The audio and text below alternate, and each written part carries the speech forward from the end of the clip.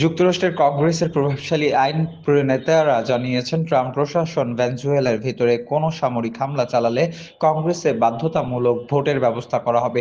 মঙ্গলবার যৌথ বিবৃতিতে এই অবস্থান জানান ডেমোক্র্যাট সিনেটর টিম কেইন, চাক শুমার, অ্যাডাম শিফ ও রিপাবলিকান রেলফ পল।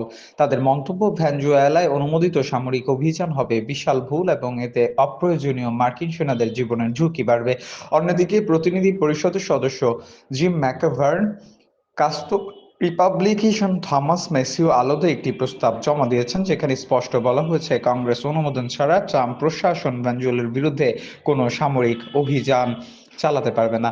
ট্রাম্প প্রশাসনের দাবি, মাসুদের সরকারের সহযোগিতায় যুক্তরাষ্ট্রে বিপুল মাদক প্রবেশ করেছে এবং সে কারণেই কড়া পদক্ষেপ বিবেচনা করা হচ্ছে। তবে এসব অভিযোগ অস্বীকার করেছেন ভেনেজুয়েলার প্রেসিডেন্ট নিকোলো মাদুরো। এরই মধ্যে গত সেপ্টেম্বর থেকে ক্যারিবীয় সাগর প্রশান্ত মহাসাগরে সন্দেহভাজন নৌযান অন্তত ২১টি হামলা চালিয়েছে মার্কিন বাহিনীতে নিহত হয়েছেন প্রায় ৮০ জন। এই অভিযান নিয়ে কংগ্রেস বাড়ছে উদ্বেগ।